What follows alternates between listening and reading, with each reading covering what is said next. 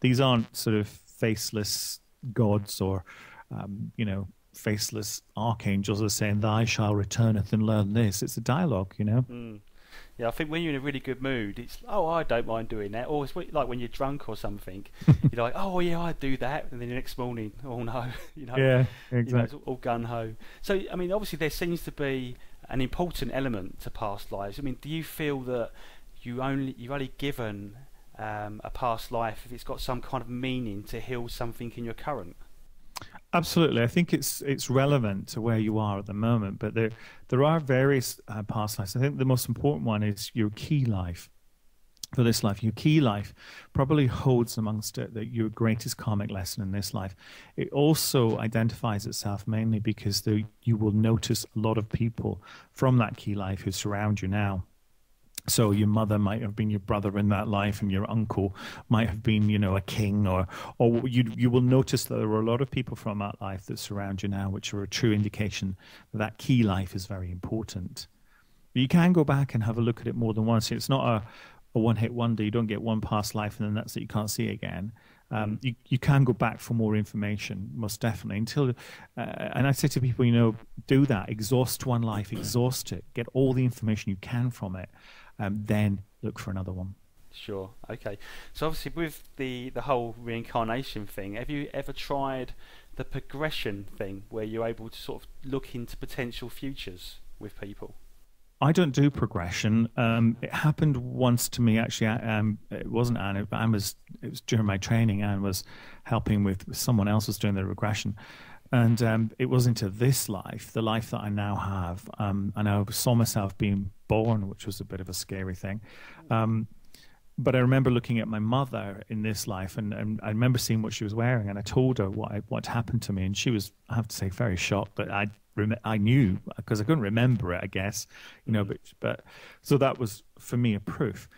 Now, as far as progression goes into future lives, I understand how that can be interesting, be fascinating, and it can definitely work because we're in this moment, you know. But you know, next incarnation we could be backwards chronologically in time or forwards. You know, I don't believe we just step on and go forwards every time. Right. So time is circular, perhaps not linear. However, the proof is easy to find backwards.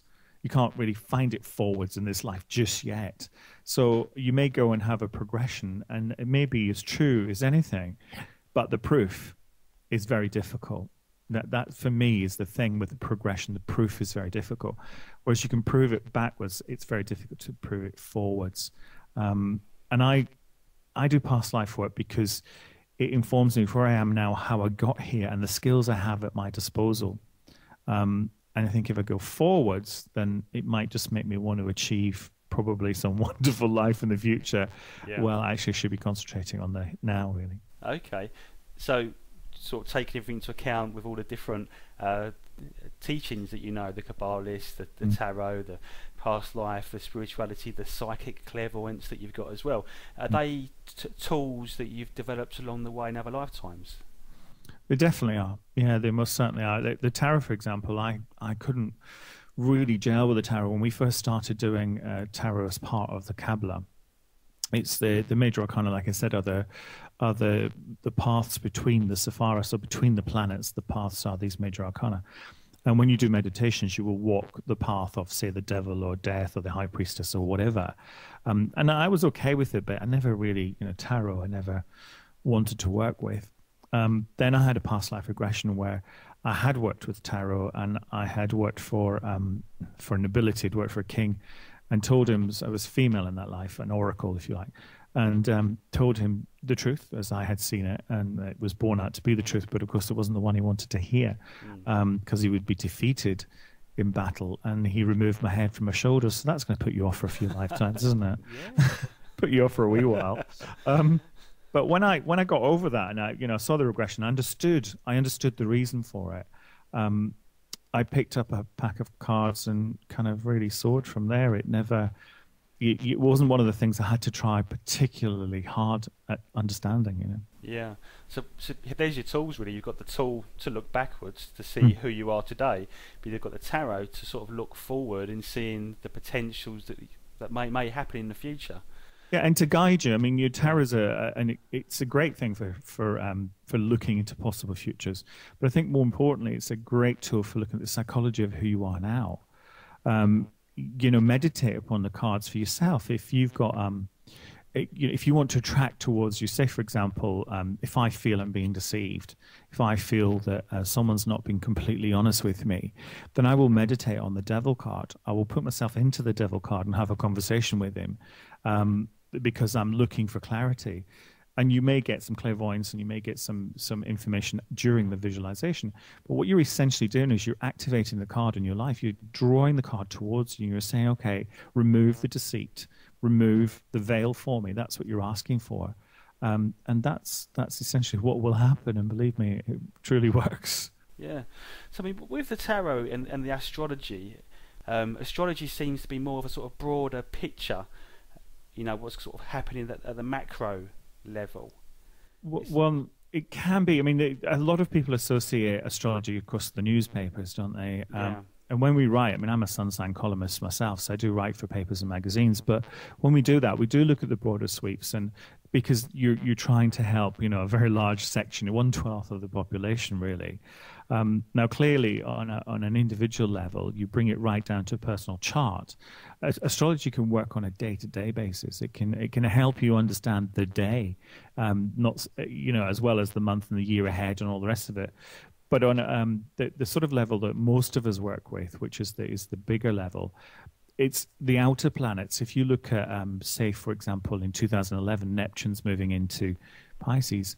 And it's the first time since the Renaissance. So it's 150 years. First time. It's amazing. That's a good thing. I take it.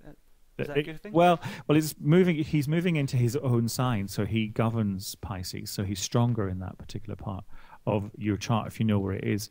But for all of us, it's if you think about it, 2011. He's there for a few months. Then he moves out. Then in February 2012.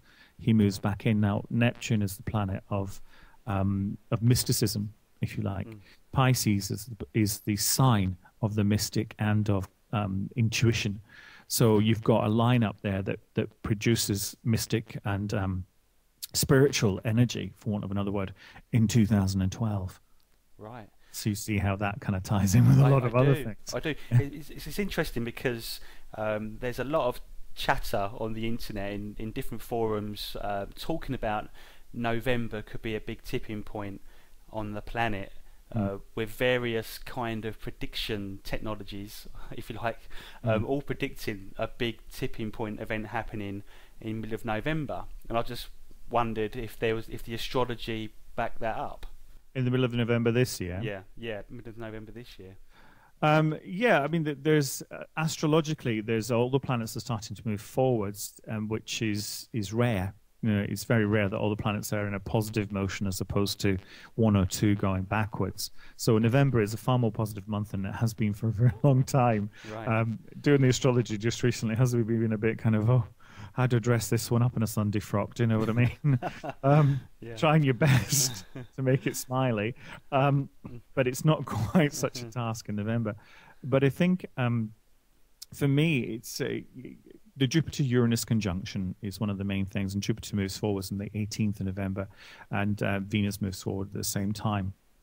But that Jupiter-Uranus conjunction has been going backwards and forwards, and the planets, one's been retrograde, they've been in different signs, but now they're, from the 18th, they're both going to be moving forwards in Pisces, oddly enough, as well. And that's the intuitive thing. And if Jupiter's expansion, if Uranus is science, they're in the sign of intuition, so that's probably where that's coming from. So does it mean there's a certain energy or archetype that we can all operate in? Is it like a filter that all of a sudden becomes available? Yeah, I think it has been there. It's been there for a wee while, and Jupiter changes signs once every year. Sometimes, I mean, next year he's in 3 signs, which is unusual, but it's a once every 12-year cycle that he's in your own sign. Uranus is about to move as well into Aries. Now, I think that, well, that happens early next year. Jupiter will also be in Aries. And then again, you have that expansion and growth, and you have that science, but you have it in the sign Aries, which is the firstborn. So you've got new and creative impulses. So you've moved from intuition and thinking about it. You've moved from, shall we do this? What about this? And those sparks of dreams. You know, when scientists often get their illumination during dreams, don't they? That's right. Then as it moves next year into Aries, it's that first flush of creativity. Yeah. So yeah, they're very interesting times, and I think there will be great advances made, particularly with science and what we do for a living. Science is not the enemy. It's not. It's often seen as, oh, scientists, no. It's not the enemy, not at all. No. A long shot. It has to be your friend. I think science needs to harmonise with spirituality, doesn't it? Like quantum physics, and they both really tie together nicely, don't they? Because they kind of Absolutely. they put the puzzle together, really, I guess, from a scientific point of view. Your intuition leads science, and science supports intuition. They do absolutely work really well together. It's like the whole happiness thing, the happiness project, and some work on how happiness is good for you, and all this sort of stuff. Buddhists have been saying that for hundreds of years, but science has actually made the correlation now between the brain and between actually, if you're just happy, your brain functions better and happiness comes towards you. But science is starting to prove that, so now we're allowed to listen to it. But it's been there for hundreds of years, so science is supporting it, really. Certainly, yeah. It's certainly been awakening with more and more people exploring spiritual techniques, aren't there? So you see that continuing. Yeah, most definitely. I definitely do. And certainly with Neptune moving into Pisces in permanently in 2012, most certainly. And I think, there's the precession of the equinox, which, is that once every 26,000 year cycle that changes. So we're moving from the fish. So we're moving from the time of the fish into the time of man. The precession of the equinoxes go backwards on the wheel. So we're moving from Pisces into Aquarius, and we're starting that lock-in into literally the age of Aquarius. Aquarius is about man. It's about science. But it's also about a social group. It's about human family, if you like. And I think that's where it will show itself. We'll become perhaps a bit more realistic when it comes to understanding that actually we are all one, we are all the same being, which is a teaching also of past life. If you're taking the mickey out of someone now, then watch out, because that'll be you next time around. Indeed. So do you feel then it's like all these different archetypes and different ages, they're a construct of energy? So if you're moving into a time where it's more loving, then it's harder to do the nasty things. But if you're in a time where it's more geared towards materialism, then people tend to do more of that. Yeah, so it's a group consciousness, basically. Yeah, I agree with that. I think we lead as a species. We lead by example, and people will follow eventually. Sometimes it takes a bit longer than others, but if you can try your very best to be as understanding as you can be, as compassionate as you can be, as happy as you can be, then people around you will start to follow that. But that's not easy. I'm certainly nowhere near a sainthood just yet, let me tell you. I'm way off it, as was demonstrated by someone who cut me up in the roundabout today. But, but one day I might be able to say, that's fine, please go ahead. Maybe not today, though. Well, I think it's good that you're human at the end of the day. Yeah. So, there you go.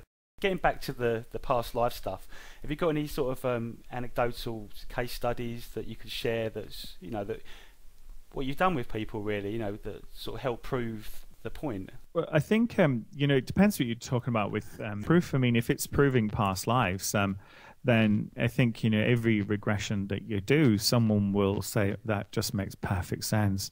Every time you do, the debrief afterwards, they will always say that explains why I have that relationship with my father, or I have that relationship with my brother, and it proves it to them. And then they find the details, historical details, that proves it to them again. I'm always a bit dubious with history, though, and I don't get too upset if people can't find the truth in history, because, history's written by men normally, and also people with an agenda. There's a great story I heard about, if you imagine this, for us, a football match between England and Scotland, and you're sitting watching on TV with the sound off, but you're listening to a commentary. If your commentator's Scottish, you will hear a different football match to than if your commentator's English. And that kind of sums history up for me, you know. So don't be too put off if you don't get it. But I think, there's lots of things. I mean,